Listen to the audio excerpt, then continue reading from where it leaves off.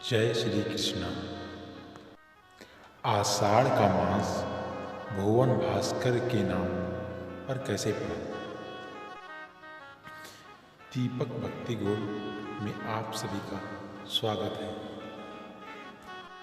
प्रिय भक्तों, आषाढ़ माह से चातुर्मास का शुभारंभ होता है। इस माह वर्षा होने से धरती तृप्त होती है। ऐसे में सूर्य देव की उपासना का महत्व अत्यधिक बढ़ जाता है। इस आषाढ़ माह में भगवान भास्कर यानी कि सूर्य की पूजा का विशेष महत्व है। माना जाता है कि श्री कृष्ण ने अपने पुत्र को इस महीने सूर्य देव की पूजा से होने वाले लाभों के बारे में बताया था। भगवान श्री कृष्ण ने कहा, आषाढ़ के महीने में सूर्य देव की पूजा, उपासना, आराधना, जलार्पण करने से मनोवांछित इच्छाओं की पूर्ति होती है और सरलता से मोक्ष मिल जाता है। इन मान्यताओं के अलावा इसके तमाम वैज्ञानिक कारण हैं। प्रातः सूर्य को जल चढ़ाने से नेत्र विकार दूर होते हैं, शरीर में विटामिन डी की पूर्ति होती है और जीवन में रंगों का संतुलन बना रहता है। नौकरी में तरक्की मिलती है और व्यक्ति सूर्य से तेजवान हो जाता है। प्रातःकाल में भगवान भास्कर को जल चढ़ाते समय उनकी किरणें जलधार से परावर्तित होकर हमारी आँखों और शरीर में पड़ती है। इन किरणों में 7 रंगों का समावेश होता है, यानी कि जैसे इंद्रधनुष। जिस तरह बारिश के बाद सूर्य की किरणें इंद्रधनुष बनाती हैं, उसी तरह जलधार से अपरिवर्तित होकर सूर्य का प्रकाश हमारे जीवन की सुख समृद्धि की सतरंगी छठा बिखेरता है। सारे दुखों का मान परावर्तित हो ही जाते हैं। भगवान श्री कृष्ण कहते हैं कि पंचांग के अनुसार, यानी जो हमारे पंचांग हैं, उसमें आषाढ़ वर्ष का चौथा महीना है। इस माह प्रकृति की अंगड़ाई लेती है। ऋतु परिवर्तित होने के साथ ही लोगों को गर्मी से राहत मिलती है। वर्षा होने से धरती तृप्त होती है और किसान भी प्रसन्न होते हैं। चातुर्मास का शुभारंभ में होता है योगिनी और देव सैनी एकादशी, गुरु पूर्णिमा, जगन्नाथ स्वामी रथ यात्रा, गुप्त नवरात्र आदि विशेष पर्व इसी माह में पड़ते हैं। क्योंकि इस वर्ष के राजा शनि हैं, इसलिए सूर्य की उपासना से भी प्रासंगिक हो जाती है। भगवान भास्कर की पूजा करने से शनिदेव भी प्रसन्न होते हैं। यथार्थ हम इस चरण पर पहुँचते हैं कि जो आषाढ़ का मास है उसमें सूर्य की महत्ता क्यों बढ़ जाती है। क्या कारण है कि इस मास में सूर्य देव की पूजा करनी चाहिए। तो सूर्य पूजन का महत्व क्या है।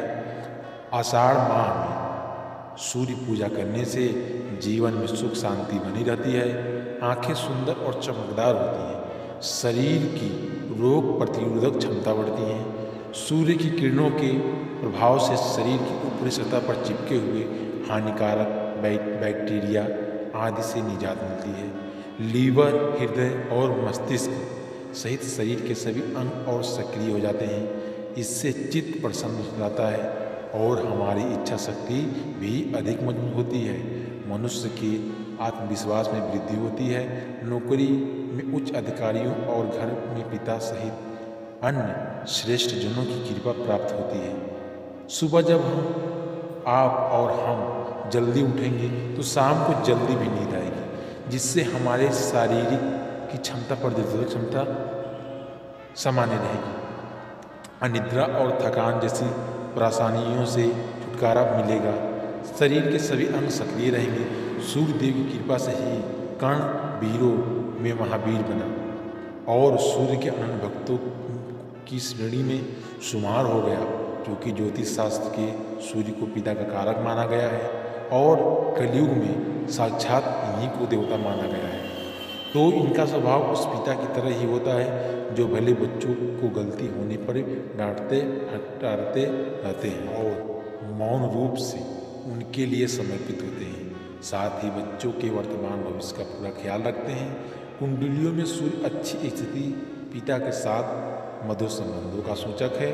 वहीं यह भी देखा गया है कि जीवन जातकों की कुंडलियों और सूर्य की अच्छी स्थिति पिता के साथ मधुर संबंधों का सूचक है।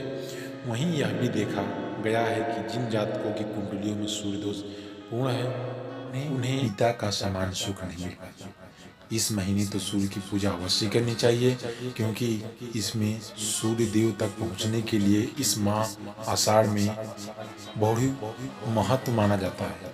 इस महीने तो सूर्य की पूजा करने से सकारात्मक ऊर्जा का संचार तीव्रता से बढ़ता है और अपने पिता साथ परम पिता परमेश्वर का भी आशीर्वाद इस महीने सूर्य पूजा से मिल जाता है। तो भगवान सूर्य देव की पूजा कैसे करें?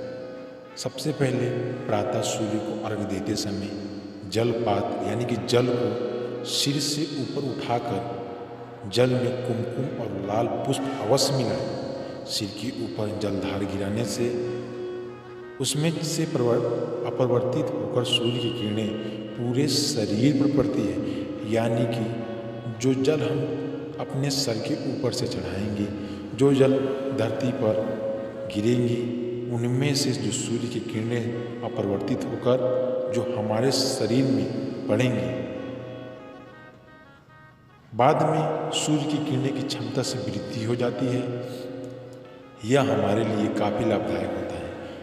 हम जानते हैं कि सूर्य में 7 रंग होता है, इसीलिए हमारे जीवन में इन रंगों की कभी कमी नहीं होती है।